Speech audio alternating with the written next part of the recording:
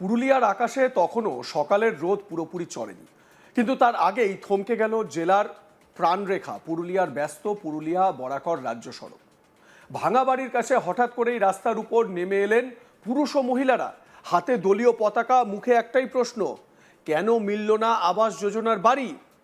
মুহূর্তের মধ্যে দীর্ঘ লাইন গাড়ির, আটকে পড়ল বাস, ট্রাক, ছোট গাড়ি, স্তব্ধ হয়ে গেল যান চলাচল। পরিস্থিতি সামাল দিতে ঘটনাস্থলে পৌঁছে যায় জেলা পুলিশ, কিন্তু অবরোধকারীরা অনড়। যতক্ষণ না ব্লক সমষ্টি উন্নয়ন আধিকারিক বা বিডিও সশরীরে এসে কথা বলছেন, ততক্ষণ রাস্তা ছাড়া হবে না। অভিযোগের তীর সরাসরি প্রশাসনের দিকে। স্থানীয়দের দাবি, বছরের পর বছর ভগ্নপ্রায় মাটির বাড়িতে দিন কাটছে বহু পরিবারের। দিন আনা দিন খাওয়া সংসারে পাকা বাড়ি তৈরির স্বপ্নও দেখা যায় না। বারবার পঞ্চায়েত অফিসে আবেদন জমা পড়েছে, কিন্তু মেলেনি কোনো সুরাহা। তাহলে প্রশ্ন উঠছে, তালিকায় নাম উঠল না কেন?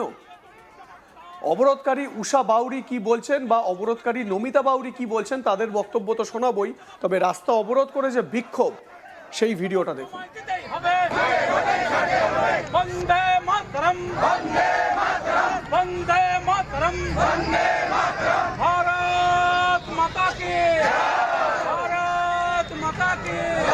বিজেপির আন্দোলন চলছে, চলবে, চলছে, চলবে। প্রধানমন্ত্রী আবাস যোজনা থেকে রাঘবপুর অঞ্চলকে বঞ্চিত করা হলো কেন? ভিডিও তুমি জবাব দাও, জবাব দাও, জবাব দাও। এবারে আপনাদের সেখানে উপস্থিত অবরোধকারীরা তারা কি বলছেন, উষা বাউরি, নমিতা বাউরি, শুনুন। আমাদের ভাঙা ঘর নিয়ে আসি প্রস্তায়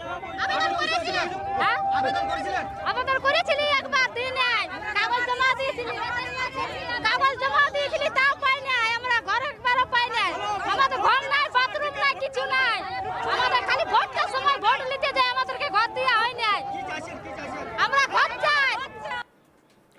এই ঘটনার রাজনৈতিক মাত্রাও কম নয়। পুরুলিয়া ২ নম্বর ব্লকের মধ্যে একমাত্র বিজেপি পরিচালিত রাঘবপুর গ্রাম পঞ্চায়েতকেই নাকি পরিকল্পিতভাবে বঞ্চিত করা হয়েছে, এমনই দাবি উপপ্রধানের। তার বক্তব্য, রাজনৈতিক প্রতিহিংসার জেরেই আবাস যোজনার সুবিধা থেকে বঞ্চিত করা হচ্ছে গোটা গ্রাম পঞ্চায়েতকে।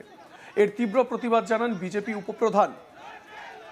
উপপ্রধান অমিত অধিকারী। তিনি কি বলছেন, শুনুন। ঘর চাই, আমাদের মাটির ঘর আছে, আমরা বানাতে পারি নাই। বহুত কষ্ট আছে, ঘরটা আমাদের ভাঙে গেছে, মাটির ঘর বড় করতে পারি নাই। হ্যাঁ, আবেদন করেছি, না পাই আমরা ঘর। ওই যখন একবার জমা হয়েছিল তখন জমা দিয়েছিলি, আসে না, ঘুরে আরো জমা দিলি আজকে। হ্যাঁ, সমস্যা হয়, মাটির ঘরে মাছটা ফাটে গেছে, দেয়ালটা। ঘর চাই। আমাদের অভিযোগ হচ্ছে, আমাদের ব্লকে 9টি পঞ্চায়েত, তার মধ্যে একটি পঞ্চায়েতকে, রাঘবপুর পঞ্চায়েতকে প্রতিবার এই বাংলার ঘর থেকে, প্রধানমন্ত্রী আবাস যোজনার থেকে বঞ্চিত রাখা হচ্ছে। আমাদের রাঘবপুর অঞ্চলের এখনো পর্যন্ত কেউ বাড়ি পায়নি। আগে বাড়ি পেতে গেলে টাকা দিতে হবে। আগে যারা টাকা দিয়েছে তাদের নাম উঠেছিল, তার প্রতিবাদ করেছিল বিজেপি। তাই বিজেপির অঞ্চলে, এই রাঘবপুর অঞ্চলে কোনো ঘর এখনো দেওয়া হয়নি। এই ঘর না দেওয়ার প্রতিবাদে আজকে আমরা রাস্তা অবরোধ করছি। আমাদের কর্মসূচি রয়েছে, আমরা বিডিও সাহেবের কাছে জবাব চাই কি, আপনার তো আন্ডারে 9টি পঞ্চায়েত রয়েছে, তাহলে একটা পঞ্চায়েতকে আপনারা প্রতিবার অন্য চোখে কেন দেখছেন? তাদের কেন আপনারা বঞ্চিত রেখেছেন? আমার সহকর্মী সত্যজিৎ ব্যানার্জি এ বিষয়ে তার প্রতিবেদনে কি বলছেন, শুনুন।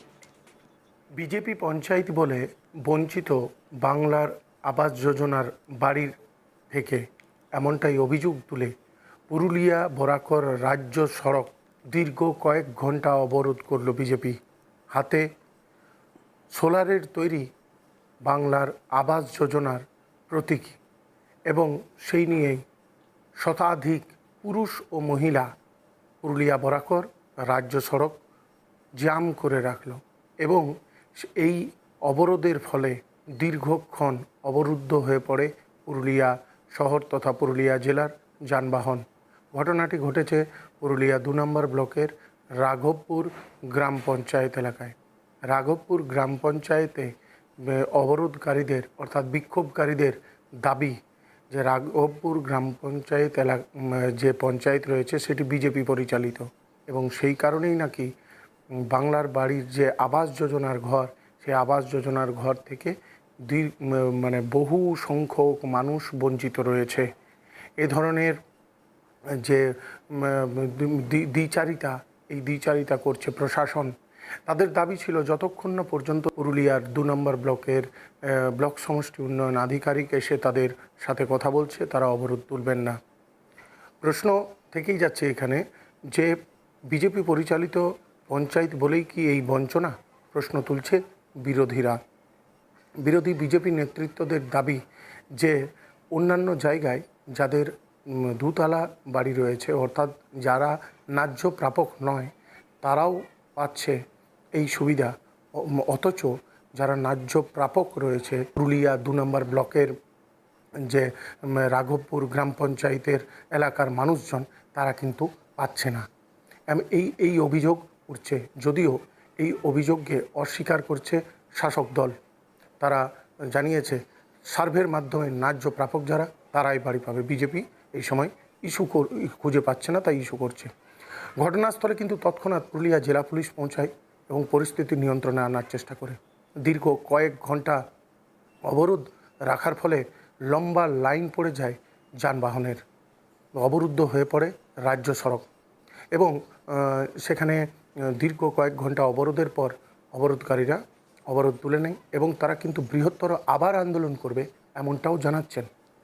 ক্ষুব্ধ যে বিরোধী বিজেপি পুরুষ ও মহিলারা সেখানে এই বিক্ষোভে অংশগ্রহণ করেছিলেন, তারা জানিয়েছেন যে বারবার করে বিরোধী দল করে বলে তাদেরকে বঞ্চিত করা হচ্ছে। তাদের এই অভিযোগ, যদিও এই অভিযোগ উড়িয়ে দিচ্ছে শাসক দল, তবুও এই অভিযোগকে হাতিয়ার করে তারা বিক্ষোভে নামছে। সামনেই 2026-এর বিধানসভা নির্বাচন।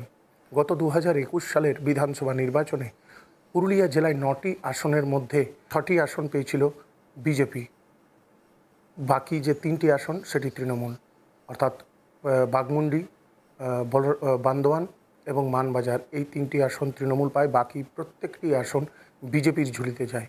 সামনেই 2026-এর নির্বাচন এবং এই নির্বাচনের পূর্বে এই দ্বিচারিতাকে হাতিয়ার করে আবার মানুষকে বিজেপিমুখী করার জন্য বিরোধীরা কিন্তু এই বিক্ষোভে সামিল হয়েছে।